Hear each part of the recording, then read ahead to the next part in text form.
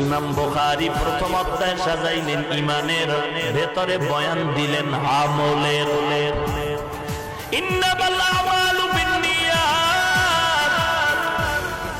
ইমাম বুখারী কিতাবুল ঈমান সাজাইয়া আমলের গুরুত্বের বয়ান আর বয়ান আর বয়ান। আজকে ভাইজান তুমি বুখারীর তাসবিহ যদি টানো, বুখারী বুখারী বুখারী বুখারী বুখারী বুখারী, আর যদি দাড়ি নেই, টুপি নেই, নামাজ নাই, আমি বলবো তুমি ইমাম বুখারীর সাথেও গাদ্দারি করেছো।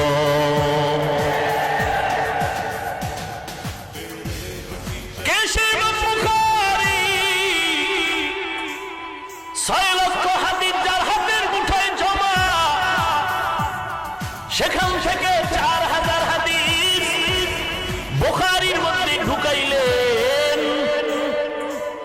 কেমনে ঢুকাইছেন জানো ভাই? একটা হাদিস লেখার আগে ওযু করলেন, গোসল করলেন, 2 রাকাত নফল নামাজ, রাহমাতুল লিল আলামিনের রওজার কিনারায় গিয়া মুরাকাবা করলেন। আল্লাহর পক্ষ থেকে কলবের ভিতরে জবাব আসলো, রে বুখারী, মুহাম্মদ ইবনে ইসমাঈল, তুমি যে হাদিসটা লেখার ইচ্ছা করছো লিখতে পারো, শুদ্ধ আছে, সহিহ আছে। ইমাম বুখারী হাদিস লেখলেন একটা, আর একটা লিখবেন আবার গোসল, আবার ওযু, আবার 2 রাকাত নামাজ, আবার মুরাকাবা, যেটাকে বলে সাধনা বা ধ্যান করা।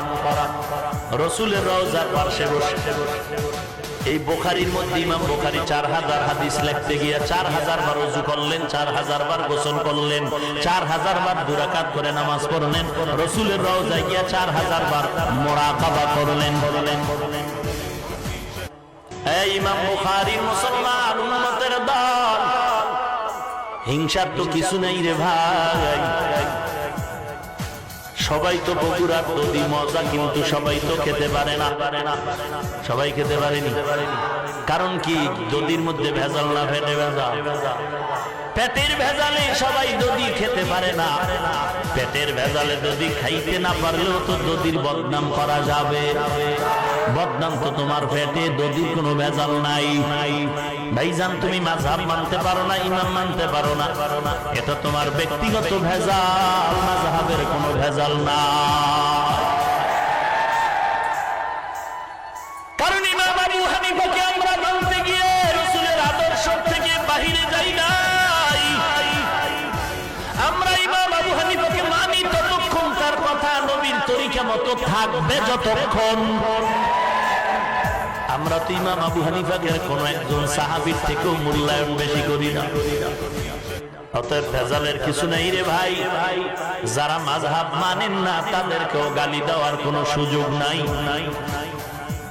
অনুরোধ করে বলছি, আপনার পথে আপনি চলবেন, আমার পথে আমি চলবো। আপনি বুকের উপরে হাত বেঁধে নামাজ পড়বেন, আল্লাহর কসম করে বলি আপনার সাথে আমার কোনো দূরত্ব নাই, হিংসা নাই, গালাগালি নাই।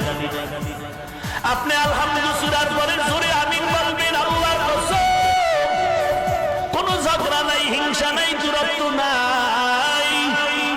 কিন্তু আমার নাভির নিচের হাত ধরিয়া যদি টান দেয়, তখন কথা না বললে ইনসাফ হবে না। ইতিহাস পড়েছি, শাহজালাল ইয়ামানী রাহমাতুল্লাহ আলাইহি ইয়ামান থেকে সিলেটের জমিনে পদার্পণ করেছেন। মাথায় একটা পাগড়ি, হাতে তাসবিহ, আর হাতে একটা লাঠি। ইতিহাস পড়েছি, তাবলীগ জামাতের আমির ইলিয়াস রাহমাতুল্লাহ আলাইহি মক্তবে যখন আলিফ বাতা পড়তে যাইতেন, হাতে একটা লাঠি নিয়ে যাইতেন। শাহজালালের হাতে লাঠি কেন? এই মোল্লার দল, তোমরা উগ্রবাদী না, জঙ্গিবাদী না, সংঘাত চাও না, লাঠি কেন? রাতের বেলা অন্ধ বুড়ি, অন্ধ বুড়ি অন্ধকার রাতে হারিকেন জ্বালায় রাস্তায় হাতে। একজনে কয়, বুড়ি তুমি অন্ধ, হারিকেন কেন হাতে নিলা? বলে, আমি রাস্তা দেখার জন্য হারিকেন হাতে নেই না, কোন মগায় যেন আমারে ধাক্কা দিয়া ফালায় না দেয়, এজন্য আমি হারিকেন লইছি। শাহজালাল লাঠিটা হাতে নিছে কাউকে পিটাবার জন্য না, জঙ্গিবাদীর পরিচয়ের জন্য না, উগ্রতা সৃষ্টির জন্য না, আল্লাহর ওলি শাহজালাল হাতে লাঠি নেওয়ার মানে হলো কোন বেঈমান যদি টুপি ধরে টান দেয়, দাড়ি ধরে টান দেয়, পাগড়ি ধরে টান দেয়, তখন পাগড়ি আর দাড়ি ঠিক রাখার জন্য লাঠি লাগতে পারে। ঠিক কিনা বলো?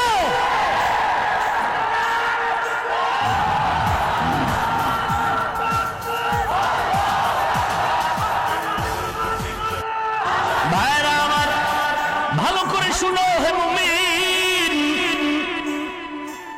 আমরা আলিয়ারে গালি দিছি, ভালো করে বলেন, স্কুল কলেজের বিরুদ্ধে বলেছি, বের করো আমার ইন্টারনেটের বয়ান। আমাদের ওলামায়ে কেরাম স্কুলকে গালি দেয়, কলেজের বিরুদ্ধে বলে, আলিয়ার বিরুদ্ধে বলে, তুমি কওমিকে গালি দাও কেন? ব্যাপার কি বলো? আমি পাঁচকল্লি টুপি মাথায় দিয়েছি, অন্য টুপিওয়ালাকে গালি দিয়েছি? খোদার কসম, কোন হিংসাও ভেতরে? তুমি পাঁচকল্লি দেখলে মাথা গরম করো কেন? ব্যাপারটা কি? বুকে হাত যারা বাঁধে তাদের গালি দিয়েছি, তো নাবির হাত নিয়ে টানো কেন? যারা জোরে আমিন বলে গালি দিয়েছি, তা আমরা আস্তে আমিন বলি, তোমার অ্যালার্জি কেন? 8 রাকাত যারা তারাবি পড়ে গালি দিয়েছি, 20 রাকাত তারাবিকে গালি দাও কেন? মুহররম চলে গেল, আরবি নববর্ষ গেল না? কারবালা, হায় হোসেনের গোষ্ঠী চিৎকার করে বেলেট দিয়ে রক্ত ঝরালো। কথা বলেন না কেন? এই যে আরবি হিজরি সন, আরবি একটা হিজরি গণনা আছে না? জানা থাকলে বলুন তো, এই আরবি হিজরি সন পৃথিবীর সব মুসলমান মানে কি মানে না? না দ্বিমত করছে কেউ? এই আরবি হিজরি সনের গণনা শুরু রাসূলের হিজরত থেকে, আর এটা চালু করেছেন হযরত ওমর। কে? ওমর।